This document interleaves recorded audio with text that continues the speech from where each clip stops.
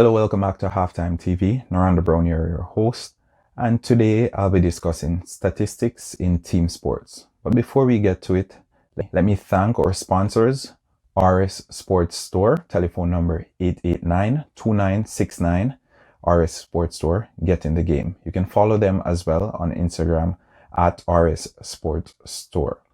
Quick Link Shipping, fast, reliable, and affordable shipping. Email them at quillshipping@gmail.com or follow them on Instagram at quicklinkshipping. CSA Shop, located in the heart of Mandeville. Free delivery in and around the Mandeville area. Follow them on Instagram at CSA Shop. CSA Shop. Be free, be confident. Now to the matter at hand. Sports has revolutionized throughout the past few decades, and it has now become the way we analyze and we assess whether a player is elite or average, to say the least. Since the invention of Opta, which is a data collection platform, persons from the outside have been making comparisons, and these comparisons are solely based on statistics. Today I'll be discussing three pairs of football players: Didier Drogba versus Jamie Vardy, Marcus Rashford versus Cristiano Ronaldo, and Gareth Bale versus Luis Figo, Zinedine Zidane, and Ronaldo Nazario. I chose these three because in each instance, there's a player who is miles ahead of the other, head and shoulders. However, the statistics says otherwise. And as such, we tend to get carried away by that, and we make comparisons based on the information that's presented by Wikipedia, Google, or whatever other search engine that we use when we're trying to analyze sports. Jamie Vardy versus Didier Drogba. Now, Jamie Vardy is one of the most underrated English players currently vying his trade in the league. He helped Leicester get promotion. He was Player of the Year, and he's recently won the Golden Boot in the English Premier League. He's definitely a Leicester legend and deserves a statue when he decides to leave. However, to compare him with Didier Drogba is blasphemous. Didier Drogba dominated at the top for 10 consecutive years. He was constantly the man for the big occasion. He scored that memorable goal against Bayern Munich in the Champions League final for Chelsea, and against all odds as well, he lifted Chelsea, a team that had average players to say the least, to European glory. Although the statistics are in Vardy's favor, and I'll get into the statistics for you as well. Didier Drogba played 254 games for Chelsea. He scored 104 goals and had 54 assists. Jamie Vardy has played 40 less games for Leicester City so far. He scored 105 goals and has 29 assists. Now, clearly, the statistics in front of you indicate that Jamie Vardy is the superior player because he took less games to reach more goals. However, that's not the case. Didier Drogba would be the first name on any manager's team sheet ahead of Jamie Vardy. And that's not only because he gives you goals and he gives you assists, but also the intangibles, as we say in sport. What else does he offer to the team? He's a natural leader. He motivates. He does all the dirty work on the pitch, and in the end, he still can come up with a goal or two.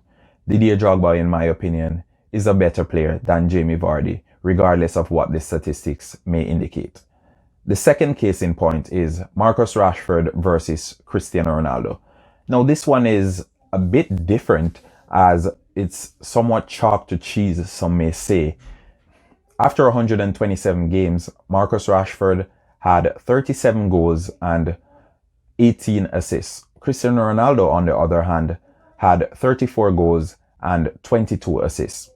Now, based on this information presented to you, you'd say Marcus Rashford has been a better player for Manchester United after said amount of games than Cristiano Ronaldo. Fine, the statistics will say that. However, go back and watch the games that Cristiano Ronaldo played in. Watch the teams that he played against and the quality opposition that he was dominating week in, week out. Now, it's this same Cristiano Ronaldo that went on to win 5 Ballon d'Ors. He didn't start in Real Madrid. He was phenomenal at Manchester United, and he was a goal scorer as well. He contributed significantly to everything that Manchester United team did and everything that Alex Ferguson wanted to do within that time frame that he was there.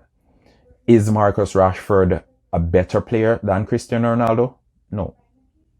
Is he a better goal scorer than Cristiano Ronaldo? No. Is Marcus Rashford a better player than Cristiano Ronaldo during his time at Manchester United? I don't think so. And without the shadow of a doubt, I know some people who would say Rashford isn't even good enough to tie Cristiano Ronaldo's shoelaces during his time at Manchester United. Now, I won't go too much into that because it's a non-discussion really, but I'm just presenting the statistics just to give you, the viewers, an idea of how misleading statistics can be. My final case in point will be Gareth Bale against some Real Madrid greats, namely Ronaldo Nazario, Luis Figo, Zinedine Zidane. Now, of these 3 former Real Madrid players and football greats, none has more Real Madrid goals than Gareth Bale. Does this then negate to Gareth Bale being a better player for Real Madrid than Zinedine Zidane, for example, Luis Figo, for instance? Gareth Bale has won more trophies than all 3 of these players during his time at Real Madrid as well. After 5.5 seasons, Gareth Bale had already amassed over 104 goals, which is the total number of goals Ronaldo scored in his entire time at Real Madrid. He had already accrued 64 assists as well, a feat only bettered by Luis Figo on this particular list of players. So, is it safe to say then, based on statistics, Gareth Bale was a better Real Madrid player than Luis Figo, Zinedine Zidane, and Ronaldo Nazario? That's a question I leave you, the viewers, to answer. Because too often we're misguided by statistics and the intangibles in sport, especially team sport. So not individual sports like tennis or athletics to say, but team sports go unnoticed.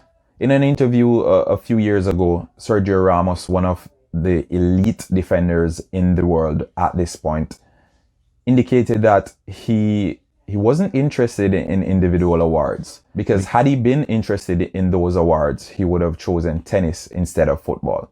Now this is the mindset we, the viewers, need to have as well. We need to assess the intangibles in team sport, because there are some that don't show up on the score sheet at the end of the day. The goals, the saves, the assists. These are what we use today to judge if a player is good or not, or how good a player is. That shouldn't be the case. We should focus on the intangibles throughout the games, and as such, step away from the mindset that statistics tell the whole story. This weekend is another jam-packed fixture in the English Premier League. The big one, however, is Liverpool versus Chelsea. The defending champions versus the big spenders. Who will it be? Both Jurgen Klopp and Frank Lampard have a recently established rivalry, and on Sunday that rivalry will be at the forefront once more.